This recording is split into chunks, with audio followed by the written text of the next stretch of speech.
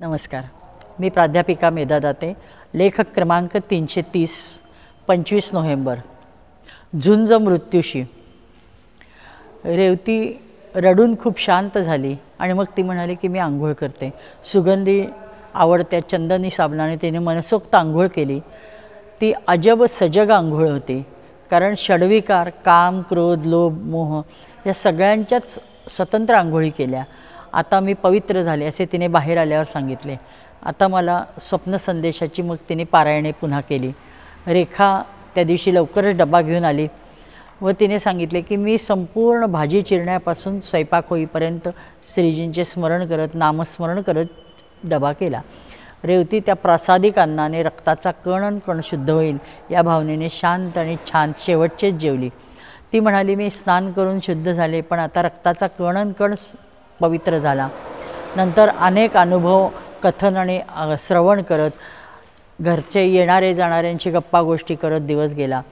तिने राखून ठेवलेला प्रसाद भाग रात्री श्रद्धेने खाल्ला. आता कधीही बोलावणे आले तरी मी श्रीजींकडे जायला अंतर्बाह्य पवित्र आहे असे जणू काही निर्वानिर्वीचे तिचे सतत बिहेवियर होते. हेडफोनने भजने ऐकत ती झोपली. सुचेता पांघरूण घालून शेजारच्या कॉटवर पहुडली आणि पहाटे 3:30ला जाग येताना भयान शांतता पाहून आपसुकच सुचेताच्या तोंडी शब्द आले, गेली वाटतं ही. आणि पाहते तो गेलेली. रात्री घातलेले पांघरूण तिने सुचेताला घातले आणि शांत, प्रसन्न, कोणाशी तरी गप्पा मारताना हसतो तशा स्मितहास्याने ती गेली. सजगपणे गेली. 59व्या वर्षी देवयान मार्गाने गेली. एक पंचसाधन मार्गी संसार व्यवहार न सोडता स्वहित कसे साधू शकतो हे रेवतीने उदाहरणाने दाखवले. त्यासाठी बालपणापासूनची जागरूकता त्या कामी आली. उच्छृंखल, अवखळ, खोडकर असे मोकळे बालपण दर सुट्टीत 10-15 दिवस अक्कलकोटला घालवले. खेळ संपल्यावर श्रीजींचे लक्षपूर्वक बोलणे ऐकायला एकदा पाहिले आणि खूप कुतूहल जागृत झाले. काकांच्या अलिप्त पाठिंब्याने हात घालून ही चौघे भावंडे श्रींकडे गेले. आम्हाला गोष्ट सांगा म्हणायला. सांगू, वेळ आली की नक्कीच सांगू असे हसून श्रीनी म्हणले. तर त्यांचे पहिले निवेदन झाले, जो पुढे क्षणोक्षणी प्रतिसाद त्यांना अनुभवायला मिळाला. थोडे कळू लागल्यावर लोक ध्यान करताना पाहिले. व श्रीजींच्या परवानगीने रेवती 2-3दा ध्यानाला बसली. पण कोणाला तरी निमित्त करून त्या संदर्भात, ध्यानाच्या संदर्भात शब्द श्रींचे कानावर आले की जन्मोजन्मी डोळे मिटून बसून जे साधणार नाही ते तुमच्या समोर आहे. तर डोळे काय मिटून बसता. मग मात्र रेवती त्यांच्या चरणावर दृष्टी ठेवून ध्यानाला बसे. प्रचारात बोलताना खूप शब्द घाई होते आणि शब्द इकडे इकडे होतात असं तिने एकदा तक्रार केली स्वतःचीच श्रींकडं.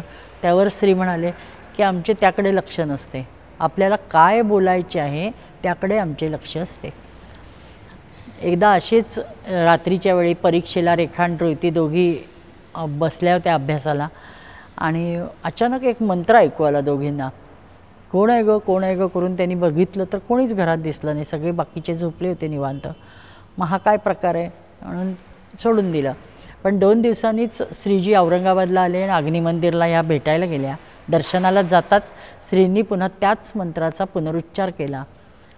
आज तागायत तो गुरुमंत्र म्हणून त्यांनी स्वीकारला आणि घोकत राहिल्या. कुठल्याही गोष्टीत श्रीजींना बोलायचं, त्यांचा संदेश डोक्यात घ्यायचा हेच असायचं. साधा बाटिक पेंटिंगचा कोर्स केला तरी पद्मपाणीचे पेंटिंग करून त्यांनी श्रीला अर्पण केले.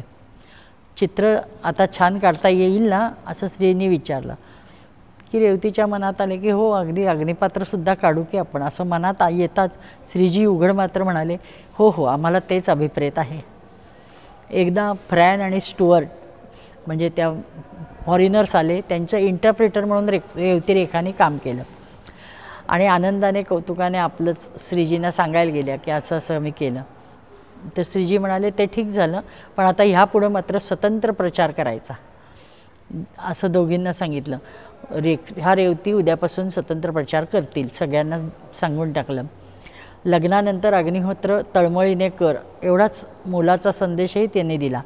नवरा मुले संसार मन लावून करावा, कोणतेही योगदान जिथल्या तिथे नेमकेपणाने द्यावे इथपर्यंत श्रीजींनी सर्व आघाड्यांवर उत्तम सल्ले तिला दिले. ती म्हणे त्यांना श्रींनी सांगितले की संसार एक चावरे कुत्रं आहे. ते दारात बांधल्यावर आपण कसं आत बाहेर जपून ये जा करतो तसा संसार आहे. पुढे त्यामुळेच गतिमान रेवतीला सर्व तत्ववेत्यांना पडतो तोच प्रश्न पडला, एकमात्र सत्य परमेश्वराने ही सृष्टी मात्र भासमान किंवा असत्य का निर्माण केली. तेव्हा श्रीजींकडून एक पांढरा धूसर तेजस्वी वितभर लांबीचा असा तारा तिच्या दिशेने आला, रेवतीच्या दिशेने आला आणि तिच्या भ्रूमध्यात शिरला आणि तिला बरेच काही आपोआप उमगले. अच्छा असे आहे तर, असे पुटपुटत हा अलौकिक लाभाने तृप्त व शांत झाली ती. खरे तर त्या क्षणीच ती मुक्त झाली. आपले पवित्र कलेवर आता 2015पर्यंत तिने जपून ठेवले आणि 2015ला सोडले. एका ब्रिटिश लेखकाची जॉन्थन लिव्हिंगस्टन सिगल नावाची समुद्र पक्षाची कथा तिने वाचली. उच्चतम ध्येय गाठतानाच्या धडपडीचा प्रवास प्रतिकात्मक वर्णिला आहे आणि नेमके त्याच वेळी कॅनडाच्या भक्त इन्ग्रिडबाईंनी एक उडत्या समुद्र पक्षाची मूर्ती श्रींना भेट दिली. श्रीजींनी रेवतीकडे बघत त्याची माहिती दिली. हा समुद्र पक्षी बरं का, हा चालत नाही, उडतो आणि उडायला शिकतो स्वतः आणि इतरांनाही उडायला शिकवतो. तोच संदेश ग्रहण करत जणू आपल्याला विहंगम मार्ग कसा सहज साध्य आहे हे दाखवत ती उडून गेली. धन्य गुरुनिष्ठा भक्ती, धन्य विहंगम मार्ग. नमस्कार.